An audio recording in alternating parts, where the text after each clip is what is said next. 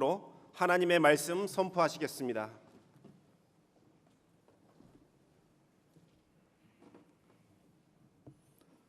할렐루야.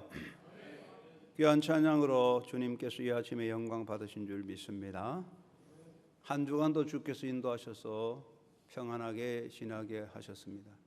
부흥성회를 통하여 영적으로 또한 채워지게 하셨고, 생명이 넘치는 계절에 가정마다 하나님의 은혜로 평안을 주셨습니다. 감사를 드리며 오늘 하나님의 현존 앞에 예배할 때 영과 진리로 예배함으로 예배의 복과 말씀의 기쁨이 충만하시기 바랍니다. 이 땅에 생명을 가지고 살아가는 모든 존재를 보면 스스로를 방어하고 스스로를 치료하는 능력을 가지고 있습니다. 나무는 가지가 부러지면 곁에서 새 가지가 움터 자라고 껍질이 벗겨지면 진액이 나와서 스스로 회복합니다. 그런데 모든 존재 중에서 특별히 자기 방어와 자기 치료의 능력을 뛰어나게 가진 존재가 사람이라고 생각하겠습니다. 사람은 무의식적으로 행하는 행위가 있는데 그 중에서 몸의 정세로 기침이 나고 구토가 나고 설사가 나고 열이 나는데 이것은 우리 몸을 보호하는, 몸을 지키는 방어수단, 치료수단이라 그렇게 봅니다. 사람은 자기 몸을 치료하는 능력을 가지고 있을 뿐 아니라 정신적인 건강을 지키고자 스스로 치료하는 능력을 가지고 있는데 그것이 바로 웃음과 울음이라고 하겠습니다. 하나님께서는 인간에게 건강한 삶을 지켜나가고 정신적 건강을 위해서 웃음과 울음이라는 두 가지 치유 방안을 주신 것입니다. 사람이 밝은 웃음과 기쁜 웃음과 고운 미소로 얼굴에 나타낼 때 건강하고 복된 삶을 누립니다. 옛말에도 소문만복내, 웃는 집에 복이 임한다 그랬습니다. 그래서 잘 웃어야 복 받는다는 것이고, 그 다음에 우는 것은 속에 있는 내면의 감정을 터뜨리는 것입니다. 울음을 통하여 속에 쌓인 감정을 밖으로 뽑아내므로 내면의 건강을 얻는 것입니다. 그러므로 사람은 잘 웃고 잘 울어야 건강한데 현대인들의 문제는 웃음과 울음이 점점 사라지고 있다는 것이지요. 진정으로 웃지 못하고 참으로 울 수 없는 이것은 우리 내면의 삶을 더욱 힘들게 만드는 병을 일으키게 되는 것입니다. 사람이 잘 운다 하는 것은 울 때는 실컷 울고 울지 말아야 할 때는 울지 않아야 한다는 것을 말하겠습니다. 하나님께서는 사람에게 울음이라는 감정 표출의 기능을 주었습니다. 그래서 울음을 통하여 우린 건강한 정신을 가지는데, 그렇다고 해서 우는 거 다 좋은 건 아닙니다. 사람은 울어야 할 때가 있고 울지 말아야 할 때가 있는 것이고, 사람에게는 울어서 좋은 것도 있지만 울어서 나쁠 때도 있습니다. 인간의 울음을 크게 대별하면 실존적인 울음과 감성적 울음으로 나눌 수 있는데, 실존적 울음이란 사람이기 때문에 우는 것입니다. 인간은 나약해서 우는 것입니다. 강한 자가 누가 울겠습니까? 약해서 울지요. 겉으로 인간은 아무리 강하고 의지가 굳어 보여도 속은 다 약합니다. 그래서 사람은 약함으로 우는 것입니다. 세계적인 폭력과 세계를 죽음으로 몰아붙인 히틀러도 감정의 뚝에 이르러 울음보를 터뜨려 크게 우는 일이 많았다고 합니다. 특별히 초창기에는 어떤 일을 하다가 잘 안 되면 크게 울었다고 합니다. 눈물을 줄줄 흘렸다는 것이죠. 인간은 약합니다. 또 인간은 상실해서 우는 것입니다. 얻을 때는 참 기쁘지만 잃어버릴 때는 울게 됩니다. 얻는 감격도 있지만 잃어버리는 아픔은 울음을 만드는 것이죠. 특별히 우리가 이 땅에 살 때 인간은 사람을 잃고 웁니다. 부모, 형제, 친구, 사랑하는 사람을 잃고 울고, 또 가치 있는 것, 귀한 사랑이나 귀한 명예를 잃어버리고 울게 됩니다. 그리고 인간은 소외로 인하여 웁니다. 사람은 더불어 살아야 되는데 홀로 남아 외로워 웁니다. 인생에서 나 홀로 서 있다 하면 외로워 울게 됩니다. 선지자 엘리야도 나 혼자 남았다는 생각 때문에 인생의 좌절에 빠지게 되었습니다. 이런 인간의 삶에서 약해서 우는 것, 상실해서 우는 것, 소외의 울음은 인간이기 때문에 우는 인간적인 모습이다. 이렇게 볼 수가 있습니다. 그런데 인간에게는 감성적인 울음이 있습니다. 그 감성적인 울음은 여러 가지 있지만 사람은 자기 서름에 빠져옵니다. 슬픔은 사람마다 다르겠지만 슬픔이 있어 울고 낙심과 절망에 빠져서 울게 되고 실패자가 되어서 나는 실패자다 하는 실패의식에 빠져 울게 됩니다. 또 억울해서 아이고 못 견디겠다. 억울한 자는 울 수밖에 없습니다. 또는 시세타령으로서 다른 사람과 자기를 비교해서 인생에 대해서 처량하게 생각하고 울고 그렇게 눈물 짓는 그런 울음, 이런 것들은 감성적인 울음이다. 사람마다 다르겠지만 감성이 예민한 사람은 더 많이 웁니다. 그런데 울음이란 크게 두 가지 작용을 하는데, 첫째는 치료의 작용이 있고 그 반면에 사람을 해롭게 하는 경우도 있습니다.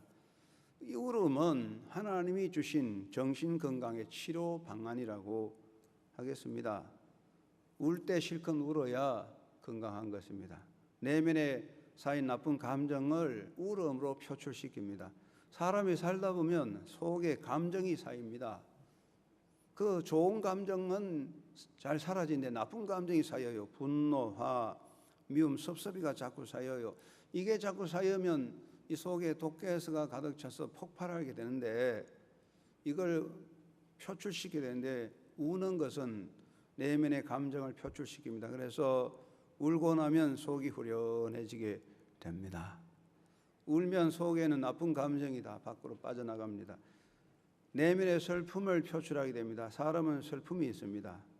서름이 가득할 때 울면은 서름이 사라지고 시원해집니다. 또 내면에 쌓인 스트레스가 있습니다. 현대 사회에 스트레스가 참 많아요. 그런데 스트레스를 고치는 약이 없어요.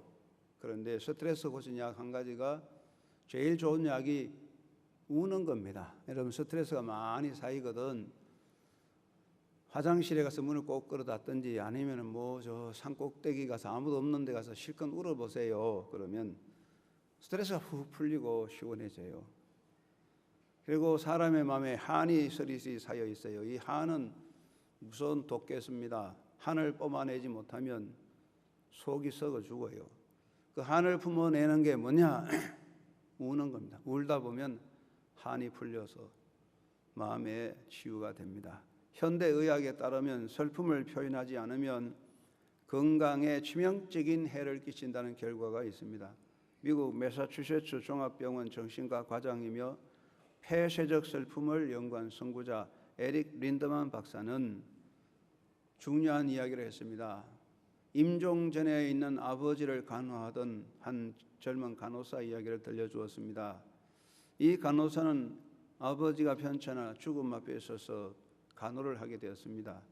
그런데 아버지의 친구가 네가 슬퍼 울면 심약한 어머니가 얼마나 힘들겠느냐, 울지 말라고 해서 이 간호사는 슬픔을 제어하고 울지 않았습니다.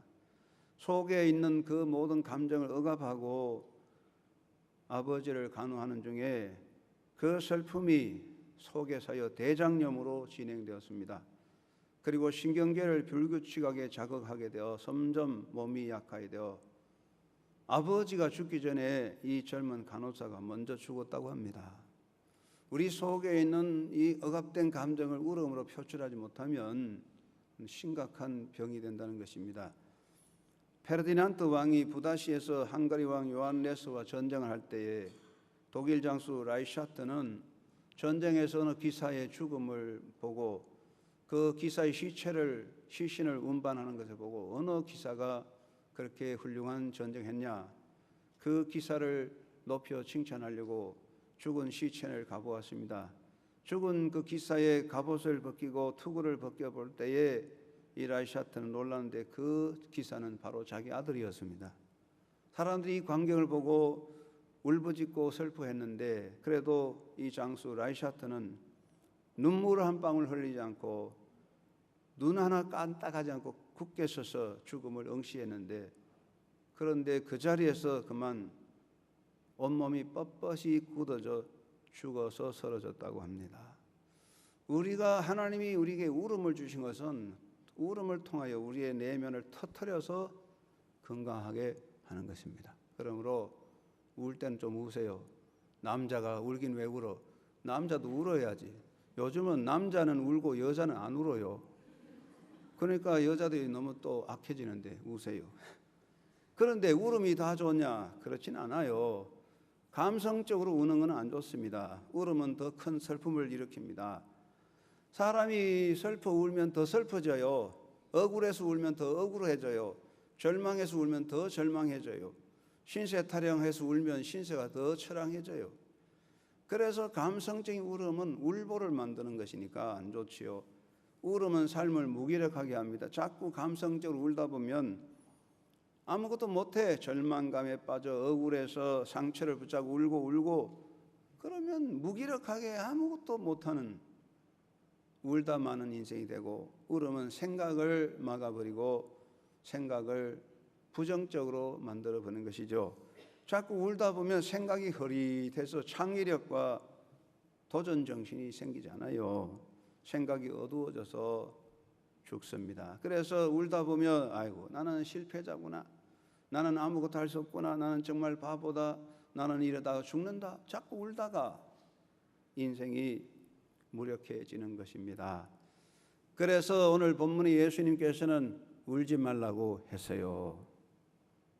예수님께서 나인이라는 성을 향해 가셨는데 그 성에서 한 여인을 만났습니다.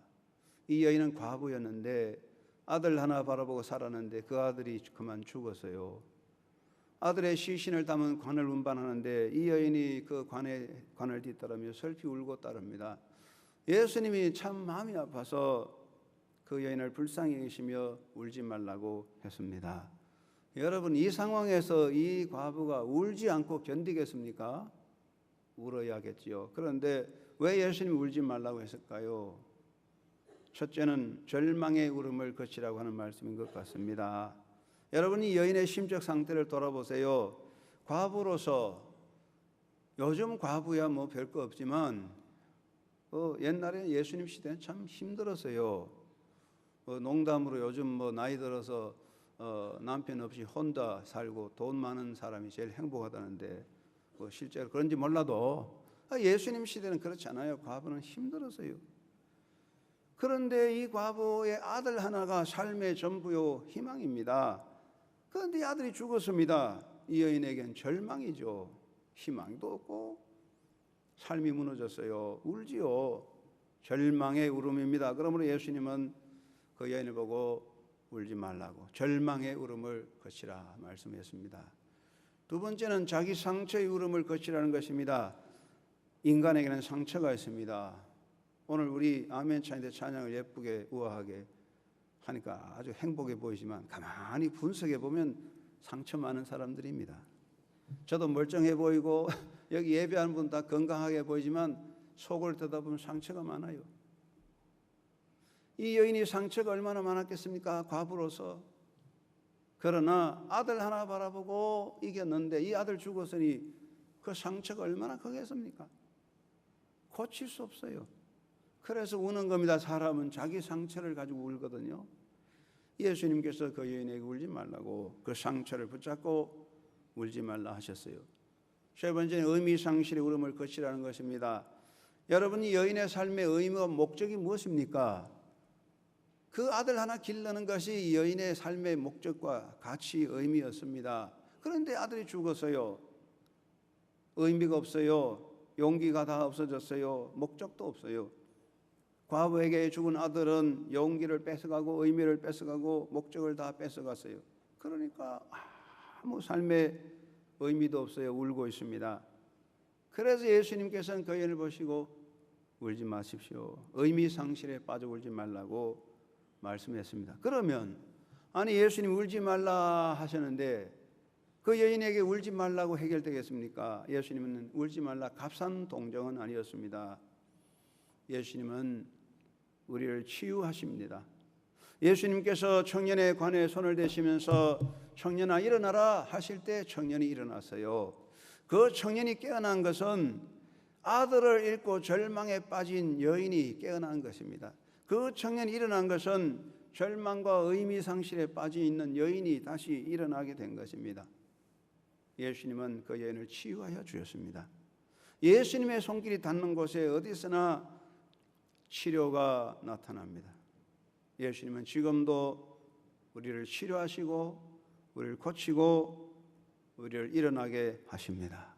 이 아침에 치료의 손길이 여러분과 함께 하심을 믿습니다. 또 예수님은 나를 회복하십니다. 예수님께서 그 청년을 고쳐서 어머니에게 주니 어머니가 그 아들을 품에 안게 됐어요. 여러분, 이 여인에게서 무엇이 그를 회복할 수 있겠습니까? 이 여인에게서 회복이란 무엇입니까?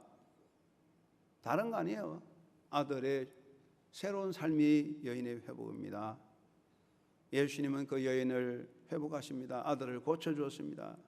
아들이 살아나서 엄마 품에 안김으로 여인은 회복됩니다. 모든 삶의 의미도 목적도 기쁨도 용기도 가치도 다시 되찾았어요. 회복된 자는 다시 울지 않습니다. 회복된 사람은 상처를 붙잡고 울지 않습니다. 오늘 또 예수님은 우리를 회복하십니다. 회복하시는 손길이 여러분에게 임하는 아침이 되기를 바랍니다. 세 번째, 예수님 우리를 통하여 하나님의 영광을 나타냈습니다. 여러분, 이 여인이 울고 있습니다. 한 과부가 아들의 죽음 앞에 울고 있습니다. 사람들의 마음이 어두워졌습니다. 그곳에 하나님의 영광이 나타나지 않습니다. 그러나 예수님은 그 여인을 치료했습니다. 그 여인이 치유받고 고침받을 때에 그곳에 하나님의 영광이 가득했습니다. 예수님의 손길이 임하는 곳에 어디나 하나님의 영광이 빛나게 됩니다. 지금도 우리 예수님은 나를 통하여 우리를 통하여 하나님의 영광을 나타내시는 것입니다. 죄인된 나를 의롭게 하시고 진노의 자식인 나를 하나님의 자녀되게 하시고 약한 나를 강하게 하시고 울고 있는 나를 웃게 하시며 슬픔에 빠진 나를 기쁘게 하십니다.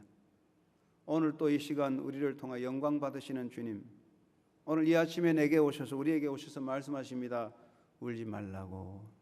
여러분, 울지 말고 주님 손잡고 달려가는 삶이 되십시다.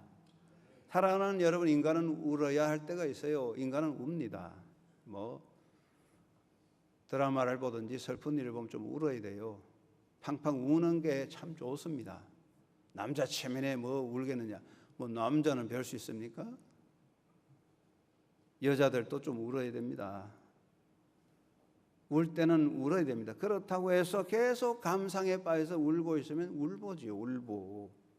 우리는 특별히 하나님의 자녀입니다.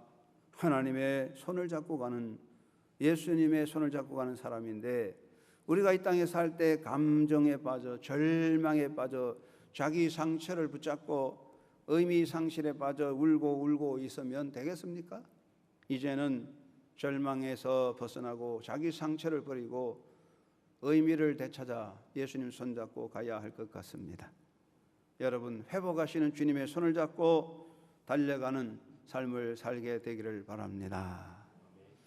여러분, 우리가 이 세상에서 누구 손잡고 갈까요? 지금 옆에 친구들, 이웃을 손잡을 수 있지만 그 손 오래 가는 거 아닙니다. 남편, 아내 손잡고 부모 손잡지만 그 손, 권력의 손 다 놓아야 합니다. 이 인간은 홀로 남아요. 영원히 내가 잡을 손은 예수님 손밖에 없습니다. 회복하시는 예수님 손잡고 찬송하며 달려가는 삶이 되십시다. 여러분, 인간은 누구나 깨어져 부셔진 그릇입니다. 제가 건강해 보이지요? 그래도 제 속이 다 깨져 부셔져 있습니다. 여러분, 찬양대 아주 예뻐 건강해 보이지만 가만 보면 다 깨져 있습니다. 인간은 누구나 부셔진 그릇입니다. 고칠 수는 상처로 쓰러져 가고 있습니다. 인간은 죄와 악행으로 일어날 수 없는 멸망의 사슬에 얽매여 있는 거예요. 인간에게 정말 필요한 것은 근원적인 존재 회복인데 이 존재 회복이 어디서 오느냐? 이게 참 어려운 겁니다. 인간이 말하는 회복, 사람들이 회복하는 리카버리한다, 회복한다, 이게 물질적인 임시적인 것입니다. 돈을 잃어버린 자 다시 돈 벌 수 있지요.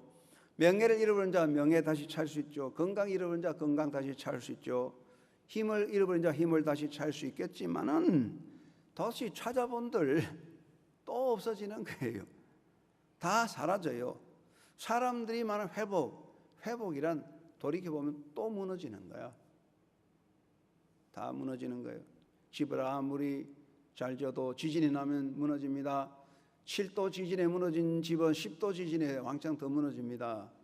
다 무너지는데 인간은 깨어져 버린 존재인데 어떻게 회복되느냐? 그것은 전능하신 하나님의 손이고 우리를 회복하시는 예수님의 손길이 우리에게 임할 때에 완전한 회복이 있습니다. 예수님은 지금도 나를 회복하십니다. 지금도 예수님 이곳에 오셔서 여러분의 상처를 고치시고 마음을 고쳐 회복시키실 줄로 믿습니다. 더 이상 회복될 수 없이 만신창이가 된 나를 회복하시고 이미 죽은 자같이 절망에 관해 같이 나를 회복하십니다. 예수님은 회복하시는 분입니다. 예수님의 손길이 임할 때 죽은 정인이 관에서 깨어나듯이 주님의 손길이 임하는 곳에 우리의 정신이 살아납니다. 이미 죽은 자 같은 내가 예수로 인하여 새 생명 받아 살아납니다. 이미 사형 선고받은 내가 예수 그리스도를 통하여 하나님의 자녀 의롭다 인정을 받습니다. 진노의 자식으로 멸망받은 자는 우리가 예수의 권세로 하나님의 자녀 되어 하나님의 은혜 안에 영원히 사는 기쁨을 누리게 되는 것이죠. 그래서 예수님은 울지 말라 하십니다. 여러분 주님의 음성을 듣고 절망과 상처의 울음을 버리고 예수님의 손잡고 달려가는 아름다운 삶이 되기를 주의 이름으로 축원합니다. 영국의 유명한 시인 중에 로버트 브라우닝이라는 분이 계시는데 로버트 브라우닝이 작품을 쓰려고 로마 교회의 빈민굴에서 생활한 적이 있는데 빈민굴의 가난한 노동자들이 아침이 되면 도시락을 챙겨서 직장을 향해 가는데 피곤한 얼굴로 어두운 얼굴로 터덜터덜하며 걸어가는 걸 봅니다. 폐잔병 같아요. 그런데 그중에 한 소년은 즐겁게 노래 부르면서 정거장을 향해 가는데 이 로버트 브라운이 처음에는 그 소녀가 정신병자인 줄 알았어요. 다들 터덜터덜 절망 원망하고 가는데 그 소녀 혼자만 아주 노래를 부르니까 오늘 우리 예배 다 잘 드리는데 한 사람만 계속 이상한 짓 하면 사람들이 저 사람 이상하다 그러겠죠. 여기 전부 자는데 한 사람만 깨어있으면 깨어있는 사람 보고 이상하다 그러겠죠. 절망 속에 있는데 이 여인만이 노래를 부르고 기뻐요. 그래서 이상하다. 며칠 관찰해 보니까 그 소녀가 건강한 소녀인데 그래서 그 소녀의 노래가 이런 노래입니다. 한 해는 봄으로부터 시작된다. 하루는 아침부터 시작된다. 아침은 7시부터 시작한다. 언덕에 이슬은 진주처럼 빛나고 하나님은 분명히 저 하늘에 계시니 이 세상 일은 오늘도 잘 되어 나갈 것이다. 그렇게 노래를 부르며 일하더랍니다. 여러분 우리 마음속에 찬양이 있어야 됩니다. 인생의 절망과 좌절과 상처를 붙잡고 울지 말고 회복하시는 내 상처를 고치고 인생을 회복하시는 예수님 손잡고 찬송하며 달려가는 한역의 성도가 되시기를 바랍니다. 두 번째는 항상 선한 길로 이끄시는 선한 목자 주님 손잡고 찬송하며 달려갑시다. 이제는 더 이상 길 잃은 어린아이같이 울지 말고 길 대신 선한 목자 주님 손잡고 가면 됩니다. 시편에서 하나님은 고아의 아버지라 하셨어요. 고아의 아버지입니다. 전쟁이 난다고 가난하다고 시련과 역경이 있다고 손을 놓고 도망가는 아버지가 아니에요. 전쟁이 나든 죽음이 있어도 내 손을 잡고 이끌어 가시는 우리 좋으신 아버지입니다. 예수님은 선한 목자입니다. 끝까지 세상 끝날까지 내 손을 잡아 주십니다. 예수님은 우리의 선한 목자 되십니다. 예수님은 내 손을 잡으시면서 내가 너와 함께 한다고 말씀해 주었습니다. 여러분 인생의 길에 너무 울지 말고 아들 때문에 자식 때문에 울지 말고 선한 길로 인도하시는 주님 손잡고 달려가는 삶이 되시기를 바랍니다. 인간 역사에서 한 여인으로 아들을 위하여 가장 많이 운 여인이 누구냐? 여러분도 많이 울겠지만 어거스틴의 어머니 모니카였습니다. 어거스틴은 354년 북아프리카 누미디아의 다카스타에서 태어났는데 그 마을의 의회의원으로서 로마 시민권자인 파트라키우스의 와 그 어머니는 기독교인 신실한 기독교 모니카 사이에 태어났는데 아버지는 자유분방한 세속적인 사람이어서 아들에게 좋은 본이 못 됐어요. 어거틴이 16살에 아버지가 돌아가시고 경제적 어려움에 빠졌는데 로마니우스라는 친구의 도움으로 카르타고로 가서 유학을 했는데 카르타고는 물질주의 쾌락의 도시였습니다. 그런데 공부를 잘해서 377년에 아프리카 총독이 주관하는 웅변대회에 우승하여 어거틴이 카르타고 대학의 교수가 됐죠. 그러나 어거틴은 철저하게 엄마를 등지고 어머니의 신앙을 버리고 방탕에 빠져서 세속적 쾌락을 추구하다가 18살에 아들을 낳았어요.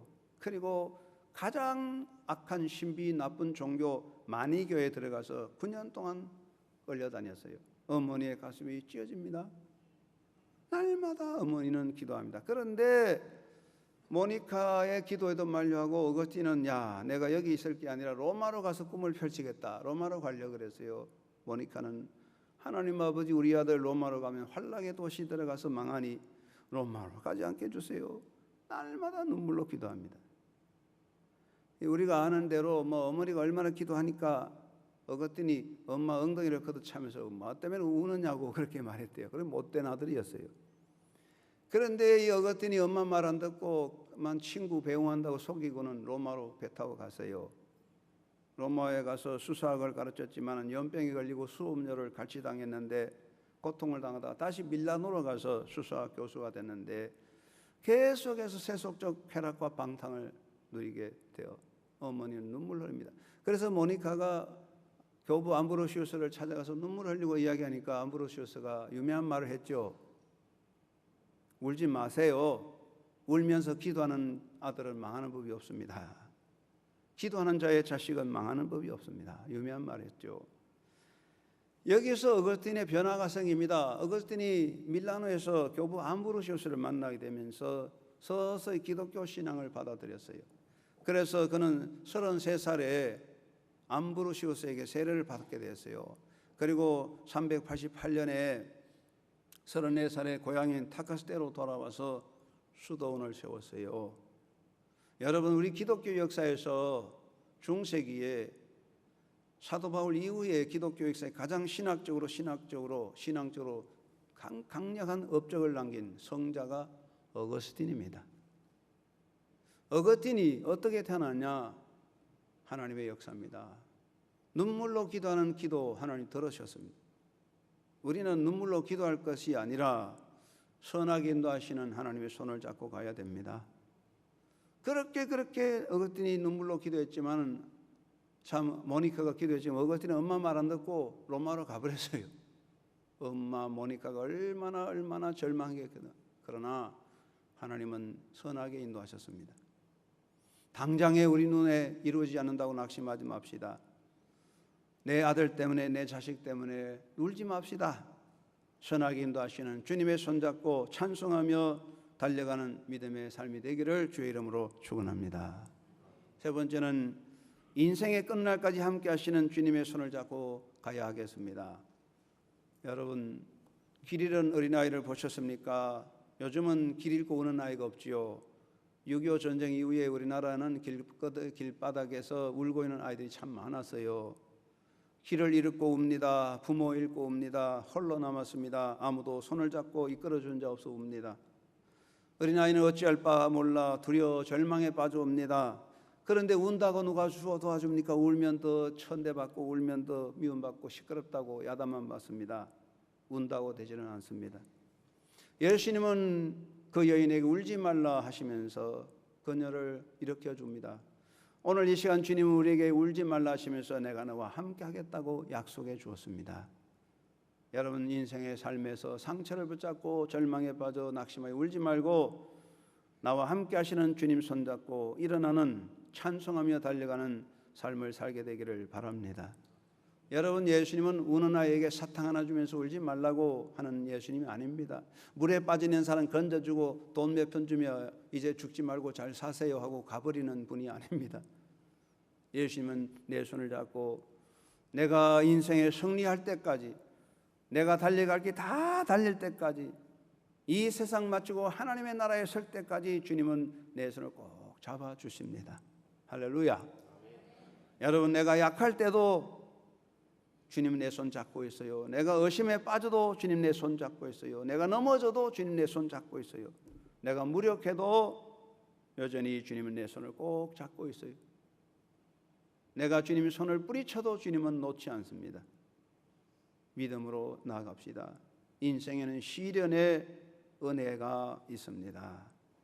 독일의 신비주의자이며 성자로 이름 있는 수소라는 분이 있는데, 어느 날 한 여인이 찾아와 문을 꽝꽝꽝 두드렸어요. 열어봤더니 여인이 아기를 안고 와서 수소의 품에 안겨주면서, 이 아기 당신 아들이요, 이만큼 키웠으니 이제 당신이 키우시오 하고 아들을 내던져 놓고 도망쳐 버렸어요.